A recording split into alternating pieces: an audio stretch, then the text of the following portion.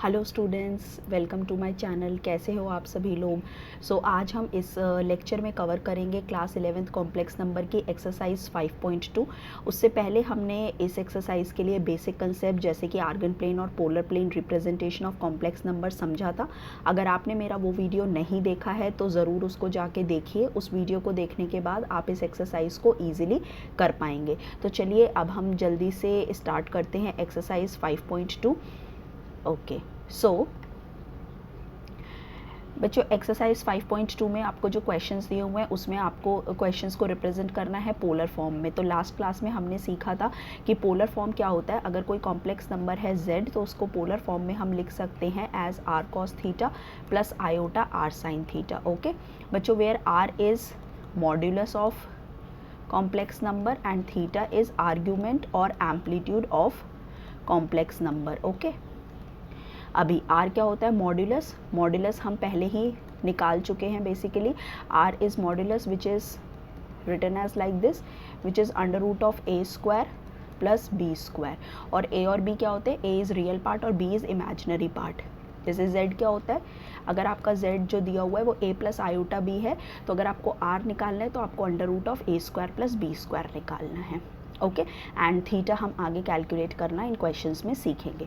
तो बस इजी सी एक्सरसाइज है, थोड़ा सा बेसिक कंसेप्ट है जो कि आपको पहले से पता होना चाहिए। ठीक है, तो चलिए अब हम स्टार्ट करते हैं with the first question of exercise.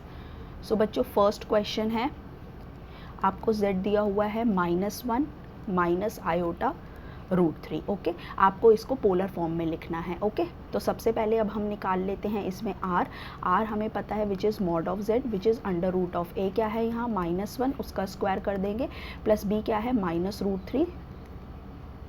Okay, so this will be 1 and √3 into √3 will be 3, so this is 4। अब आप बोलेंगे मैम आपने नेगेटिव क्यों नहीं लिया, -2 क्यों नहीं लिया, क्योंकि बच्चे हम मानते हैं कि मॉड्यूलस इज़ ग्रेटर देन 0। ठीक है, जनरली। सो आपका r हो जाएगा 2। Okay, now let's calculate how we'll find out the value of theta. देखो अभी हमने सीखा कि पोलर रिप्रेजेंटेशन होता है कॉम्प्लेक्स नंबर का r cos theta plus iota r sin theta. अब हम क्या करेंगे, ये जो 1 और ये जो 2 है ना, इन दोनों को आप कंपेयर करो। जब आप बच्चे कंपेयर करोगे तो r cos थीटा किसके इक्वल है, -1 के इक्वल, और r sin थीटा किसके इक्वल है, -√3 के इक्वल। कंपेयर कर सकते हैं। ठीक है, रियल पार्ट को रियल पार्ट से और इमेजिनरी पार्ट को इमेजिनरी पार्ट से। ठीक है, नाउ r का वैल्यू हमें 2 पता है, वो r का वैल्यू हम यहाँ सब्सटीट्यूट करेंगे तो cos थीटा आ जाएगा ये, और sin थीटा आ जाएगा -√3/2। ओके बच्चे, अब आपको थोड़ा सा बेसिक कंसेप्ट ऑफ ट्रिग्नोमेट्री पता होना चाहिए। वैसे ये हम पढ़ेंगे आगे लेक्चर्स में जब मैं ट्रिग्नोमेट्री स्टार्ट करूँगी, बट अभी के लिए बस आपको हल्का सा बेसिक ये पता होना चाहिए कि क्वाड्रेंट सिस्टम है, first quadrant, second, third, fourth. I think ये तो पहले से पता होगा। इस क्वाड्रेंट में सारे ट्रिग्नोमेट्रिक फंक्शंस पॉजिटिव होते हैं। इसमें साइन और कोसैक, इसमें टैन और कॉट, और इसमें कॉस और सैक। ठीक है, बस हमें इतना याद रखना है। ओके, तो अभी देखो, और एक चीज़ ये कि साइन ऑफ, अगर आप 180 माइनस थीटा करते हो तो वो साइन थीटा आता है, और अगर साइन माइनस थीटा करते हो तो आपका माइनस साइन थीटा आता है। ये 3 चीज़ें आपको पता होनी चाहिए। क्वाड्रेंट सिस्टम में कब ट्रिग्नोमेट्रिक फंक्शंस पॉजिटिव होते हैं, एक sine 180 minus theta sine theta होता है, और sine minus theta minus sine theta होता है। ओके, नाउ अभी देखो यहाँ पर क्या आ रहा है, कॉस का वैल्यू आ रहा है माइनस में और साइन का वैल्यू भी माइनस में आ रहा है। तो ऐसा कौन सा क्वाड्रेंट है जिसमें दोनों ट्रिग्नोमेट्रिक फंक्शंस नेगेटिव होते हैं, दोनों को नेगेटिव होना है, यानी कि थर्ड क्वाड्रेंट। क्योंकि देखो फर्स्ट में तो सारे पॉजिटिव होंगे, सेकेंड में तो आपका साइन पॉजिटिव हो गया, और फोर्थ में आपका कॉस पॉजिटिव हो गया, तो दोनों नेगेटिव होंगे थर्ड क्वाड्रेंट में। तो इन दोनों से हम बोल सकते हैं कि theta lies in third quadrant. Okay fine, sine theta है आपका -√3/2। 1 सेकेंड। ओके, नाउ अब वहाँ से हमें पता चल गया कि थीटा आपका था थर्ड क्वाड्रेंट में। नाउ अब निकालेंगे कैसे, साइन थीटा का वैल्यू कितना आ रहा है, आप एक कोई भी ले सकते हो, कॉस थीटा साइन थीटा, मैं यहाँ साइन थीटा का यूज़ करके सारे क्वेश्चंस करूँगी। सो देखो साइन थीटा है -√3/2। अब थीटा के कौन से वैल्यू पे साइन फंक्शन जो है वो आपका √3/2 देता है, वो होता है π/3 पे, ठीक है। ओके, तो ये मैंने लिख दिया साइन -π/3, ठीक है। तो थीटा का वैल्यू आपके पास आ गया -π/3, बिकॉज यहाँ पर ऑब्वियसली माइनस था तो आपको माइनस तो कंसीडर करना ही पड़ेगा। तो साइन एंड माइनस एंड √3/2 होता है π/3 पे, तो यानी थीटा का वैल्यू आ रहा है -π/3। आप साइन माइनस थीटा को माइनस साइन थीटा भी लिख सकते हो, ये अभी हमने बेसिक उसमें देखा था। तो थीटा का वैल्यू आ गया -π/3। ओके, अभी अगर आप देखोगे तो माइनस यानी कि -60 डिग्री होता है -π/3। बच्चे अब माइनस का मतलब हमने सीखा था, माइनस कभी भी है तो यानी आपको एंटी क्लॉकवाइज जाना है। अगर आप एंटी क्लॉकवाइज जाओगे तो एंटी क्लॉकवाइज -60, तो ये 4th क्वाड्रेंट में आ जाएगा, है ना। किस में आ गया ये, 4th क्वाड्रेंट में। जबकि यहाँ से आप देख रहे थे कि थीटा 3rd में है, तो 3rd में है और यहाँ से ये 4th में है, तो ये तो गड़बड़ हो गई, ऐसा तो होना नहीं चाहिए, ठीक है। तो यानी ये हो गया कॉन्ट्राडिक्शन। बच्चे जब भी इन क्वेश्चंस में कॉन्ट्राडिक्शन आएगा तो आप थीटा का वैल्यू कैसे निकालोगे, सिंपल कंसेप्ट का यूज़ करके कि sine 180 minus theta is sine theta only, ठीक है। तो देखो ये जो था माइनस साइन π/3, इसको मैं कैसे लिख सकती हूँ, माइनस मैंने ऐसे ही लिख दिया, sine pi minus π/3 is same as minus sine π/3, ठीक है।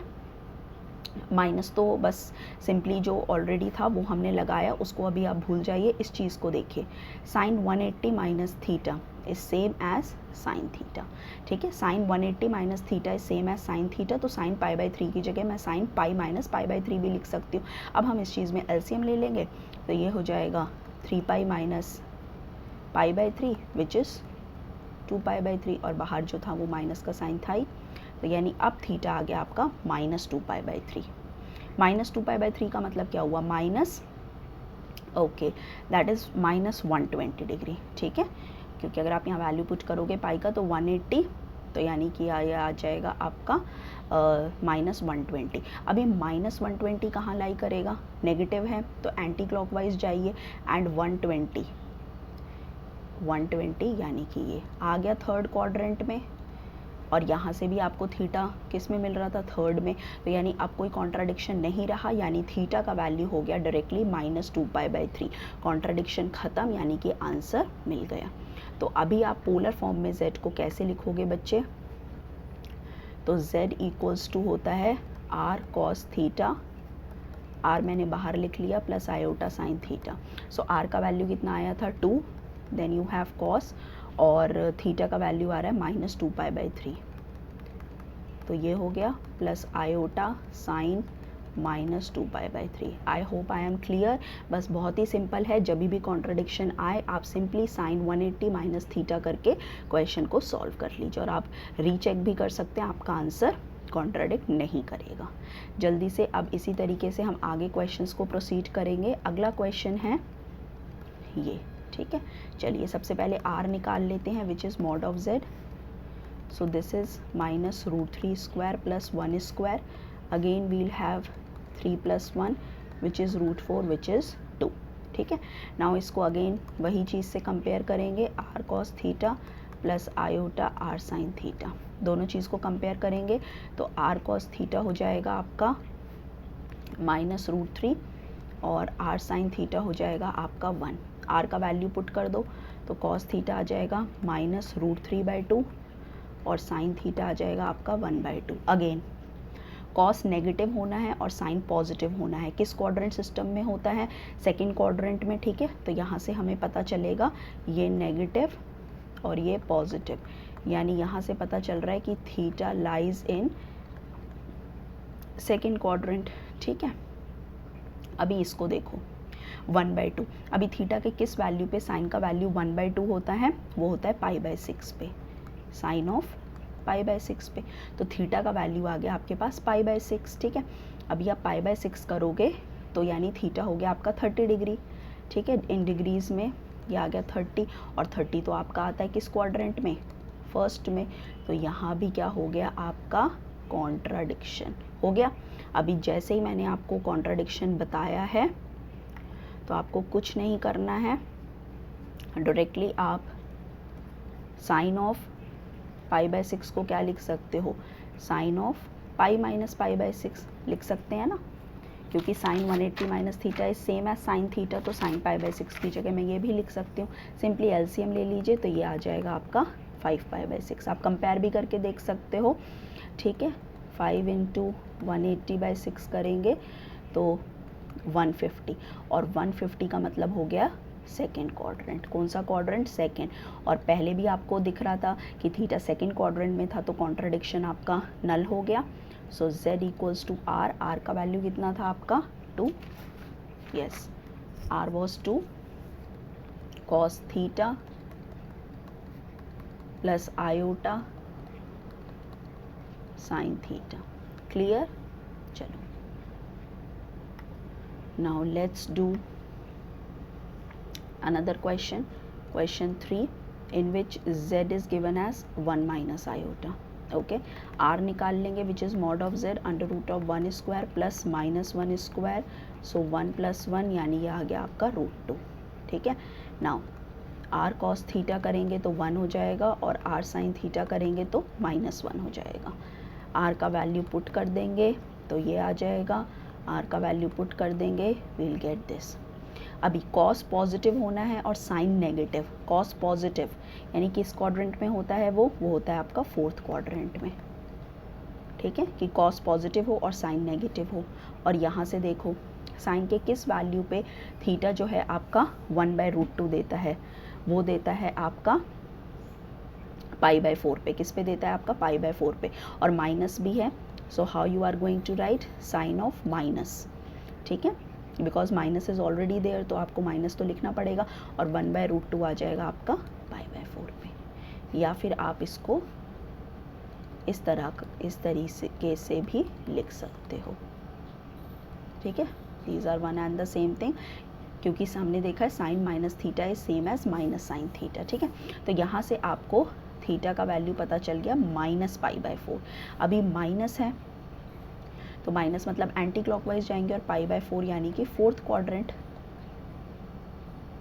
ठीक है। कौन सा क्वाड्रेंट हो गया, फोर्थ, और यहाँ से भी थीटा आपका फोर्थ क्वाड्रेंट में आ रहा था। इसका मतलब इस केस में कोई कॉन्ट्राडिक्शन नहीं है, तो थीटा का वैल्यू आप डायरेक्टली पुट करोगे -π/4। ओके, तो अब आपको समझ में आ गया होगा, आई होप, कि जब कोई कॉन्ट्राडिक्शन नहीं है तो आप थीटा का डायरेक्ट वैल्यू पुट करोगे। तो आर हो जाएगा ये cos of theta is -π/4 plus iota sine of -π/4, ठीक है।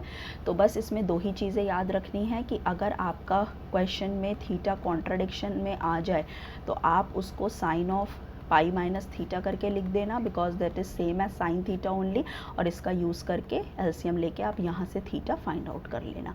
अगर कोई कॉन्ट्राडिक्शन क्वाड्रेंट्स में नहीं आता है तो जो थीटा का वैल्यू आ रहा है वही आप डायरेक्टली आंसर में पुट कर देना। बस यही दो चीज़ें हैं, उसके अलावा और कुछ नहीं, ठीक है।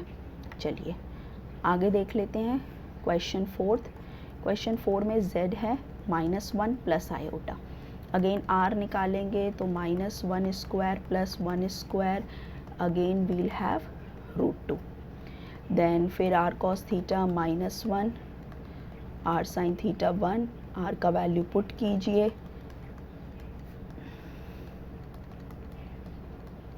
cos को नेगेटिव होना है एंड साइन को पॉजिटिव। अभी साइन पॉजिटिव किस क्वाड्रेंट में होता है, या तो फर्स्ट में या फिर सेकंड में, लेकिन फर्स्ट में तो सारे पॉजिटिव होते हैं, लेकिन हमें कॉस तो नेगेटिव में चाहिए, तो यानी theta lies in second quadrant. और यहाँ से साइन के किस वैल्यू पे वो 1/√2 होता है, वो अभी हमने देखा था साइन ऑफ π/4 पे, ठीक है। नाउ π/4 क्या हो गया आपका, पॉजिटिव है तो क्लॉकवाइज जाएंगे 45 डिग्री, तो फर्स्ट क्वाड्रेंट में आ गया, यानी यहाँ से आपका थीटा आ रहा है फर्स्ट क्वाड्रेंट में। फिर से कॉन्ट्राडिक्शन हो गया, तो बस अभी आपको बताया है कॉन्ट्राडिक्शन हो जाए तो आपको कुछ नहीं करना है, जल्दी से साइन ऑफ पाई बाय 4 को आप क्या लिख सकते हो, sine of pi minus pi by 4, LCM ले लो तो ये आ जाएगा आपका 3 पाई बाय 4। ओके, और 3 पाई बाय 4 जब आप करोगे तो आपका अगेन ये आ जाएगा कितना, दैट्स 45 यानी 135 मतलब सेकंड क्वाड्रेंट। अब कॉन्ट्राडिक्शन नहीं रहा, यानी थीटा का जो आपने वैल्यू निकाला है वो एकदम ठीक है। तो z equals to R, R was √2 cos of theta plus iota sine theta. Clear. चलिए, बहुत ही इजी क्वेश्चंस हैं बच्चे, बस थोड़ा सा आपको बेसिक कंसेप्ट ही अप्लाई करना है and nothing else you have to do. ठीक है, let's do the next question.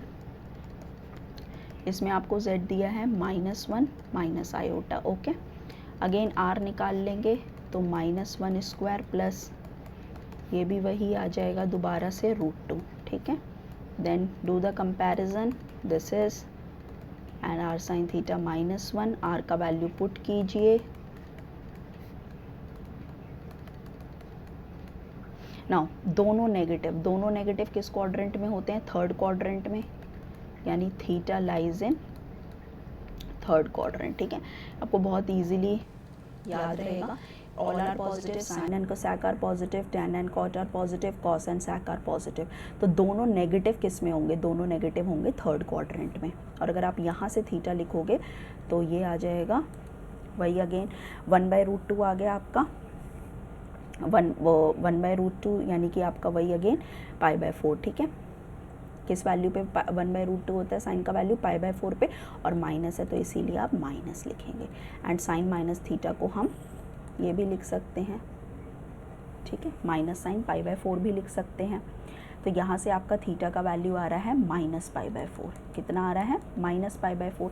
Minus मतलब एंटी क्लॉकवाइज डायरेक्शन में, एंटी क्लॉकवाइज में जाएंगे तो यानी ये आ जाएगा आपका फोर्थ क्वाड्रेंट में। अगेन इसमें कॉन्ट्राडिक्शन हो गया, तो अब जल्दी बताइए क्या करेंगे, साइन 180 माइनस थीटा। ठीक है, तो आपका जो आंसर था वो था माइनस साइन π/4। तो माइनस मैंने ऐसे ही लिख दिया, साइन π/4 को हम लिख सकते हैं पाई माइनस π/4। एलसीएम ले लेंगे तो आ जाएगा 3 π/4 एंड माइनस तो रहेगा ही। ठीक है, तो थीटा का वैल्यू आ गया -3 π/4। कॉन्ट्राडिक्शन हट गया तो z आ गया directly √2 cos theta plus iota sine theta. Clear. चलिए जल्दी से 3 क्वेश्चंस और बचे हैं, उनको भी कंप्लीट करेंगे। 6th क्वेश्चन बच्चे हमको दे रखा है z इक्वल्स टू -3। -3 का मतलब है केवल रियल पार्ट है, इमेजिनरी पार्ट है 0, इट्स 0 आयोटा। तो r निकालेंगे विच is mod of z √(-3 square plus 0 square. तो ये हो जाएगा 3 + 0 यानी कि 3 स्क्वायर है, 3 स्क्वायर इज़ 9, तो √9 विच इज़ 3। r आप ग्रेटर देन 0 लेते हो इसलिए नेगेटिव पार्ट कंसीडर नहीं कर रहे हैं।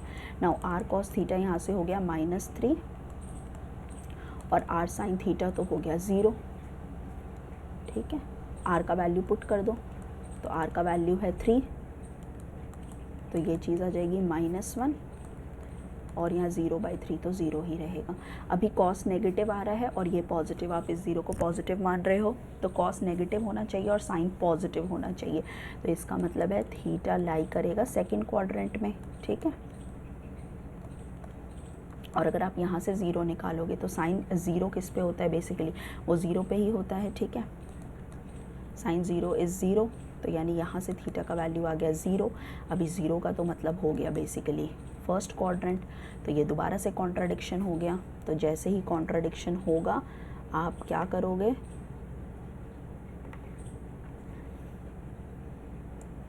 साइन 0 को आप क्या लिख सकते हो, साइन थीटा को आप लिख सकते हो साइन ऑफ 180 माइनस थीटा।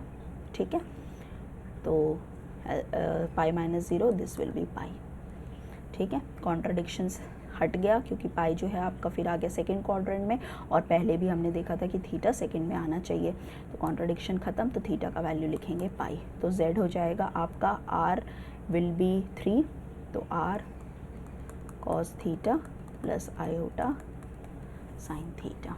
ठीक है, आई होप आपको समझ में आ रहा होगा बेसिक सारा कंसेप्ट, और क्वेश्चन अब आप इजीली अपने आप कर पाएंगे इस तरीके के। Last 2 questions.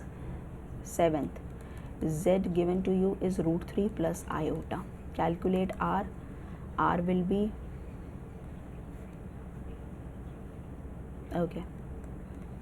√3 square plus 1 square. So √3 into √3 will be 3, that will be 4, so 2. Again do the comparison part. R cos theta is √3 and r sin theta is 1. r का वैल्यू पुट करेंगे तो cos थीटा हो जाएगा √3/2 और यहाँ से sine theta हो जाएगा 1/2। दोनों पॉजिटिव किस में होते हैं आपका फर्स्ट क्वाड्रेंट में, ये हमें पता है। ठीक है, क्योंकि सेकंड में तो कॉस नेगेटिव हो जाएगा, थर्ड में दोनों नेगेटिव होते हैं और फोर्थ में साइन नेगेटिव हो जाएगा, तो दोनों पॉजिटिव हैं, यानी कि थीटा लाइज इन फर्स्ट क्वाड्रेंट। और साइन के किस वैल्यू पे थीटा 1/2 होता है? वो होता है आपका π/6 पे, यानी यहाँ से थीटा का वैल्यू आ गया आपका π/6। ठीक है, π/6 का मतलब हो गया 30 डिग्री, और 30 डिग्री भी किस में लाई करता है? आपका फर्स्ट क्वाड्रेंट में, यानी कोई कॉन्ट्राडिक्शन नहीं है, यानी आप थीटा का डायरेक्टली वैल्यू लिख सकते हो π/6। ठीक है, तो इसकी पोलर फॉर्म हो जाएगी z = r which was 2, cos of theta was directly π/6। आपको कोई अब कुछ लगाना नहीं है आगे, plus iota sine of π/6। Clear? Last question देखेंगे, क्वेश्चन नंबर 8। क्वेश्चन नंबर 8 में आपको z दिया है सिंपली आयोटा। आयोटा का मतलब ये है कि real part is 0, imaginary part is b is 1 and a is 0। Okay, so r निकालेंगे तो √0² प्लस 1² विच विल बी 1। ठीक है, कंपेयर करेंगे तो r cos theta is 0 and r sin theta is 1। ठीक है, मैं यहाँ लिख देती हूँ बच्चों, तो r का वैल्यू पुट करो तो 0/1 is 0 and sine theta 1/1 is 1। अभी अगेन दोनों पॉजिटिव का मतलब है थीटा लाइज इन फर्स्ट क्वाड्रेंट। ठीक है, और साइन थीटा है 1। अभी किस वैल्यू पे साइन फंक्शन 1 रहता है? बेसिकली वो होता है π/2 पे, यानी यहाँ से थीटा आ गया π/2। ओके, अभी एक चीज़ देखेंगे, देखो अभी अगर आप π/2 की बात करो ना, तो देखो इसमें तो 0 to 90 वैल्यूज़ लाई करते हैं, इसमें 90 to 180, तो π/2, फिर इसमें 180 से 270 और फिर इसमें 270 to 360। ओके, नाउ अगर आप 90 की बात करोगे तो 90 से कम इस क्वाड्रेंट में, 90 से मोर सेकेंड क्वाड्रेंट में, तो 90 इज़ एक्चुअली दिस, 90 यहाँ पर लाई करेगा। ठीक है ना, तो बेसिकली हम उसको अगर आप as in first quadrant treat करते हो तो आपका आंसर डायरेक्टली आ जाएगा π/2। अगर आप उसको एज सेकेंड क्वाड्रेंट ट्रीट कर रहे हो, ठीक है, तो यानी कि तब तो कॉन्ट्राडिक्शन हो गया, तो आप लिखोगे साइन π/2 को क्या, साइन ऑफ π माइनस π/2, क्योंकि sine 180 minus theta is same है साइन थीटा ओनली। आप यहाँ से एलसीएम लोगे तब भी आपको थीटा π/2 ही मिलेगा। ठीक है, तो आप इसको किस तरीके से भी अप्रोच कर सकते हो। If you are considering it in this quadrant then there is no contradiction, directly theta will be π/2। If you are considering π/2 in this basically, ठीक है, वैसे तो वो इस एक्सेस पे लाई कर रहा है, neither in this nor in this, so how will approach this type of question. तो आप अगर इसमें मानते हो तो भी आप वैसे ही कर सकते हो, और अगर आप इसमें मानते हो तो कॉन्ट्रडिक्शन आ जाएगा, तो आप बस ये चीज़ करेंगे तो भी आंसर π/2 ही आएगा। ठीक है, तो r हो जाएगा 1, theta is π/2 plus iota sine π/2, ये हो गई polar form. Okay, I hope आपको ये एक्सरसाइज अच्छे से समझ में आई होगी। अगर समझ में आई है तो please do consider to subscribe my channel और मेरे वीडियोस को लाइक कीजिए। Comment down below to ask any questions. अगर आपको कोई भी प्रॉब्लम है तो कमेंट्स में ज़रूर बताइए, और मेरे इस चैनल पर बने रहिए। आगे हम कंटिन्यू करेंगे with exercise 5.3। Thank you so much, thanks for watching.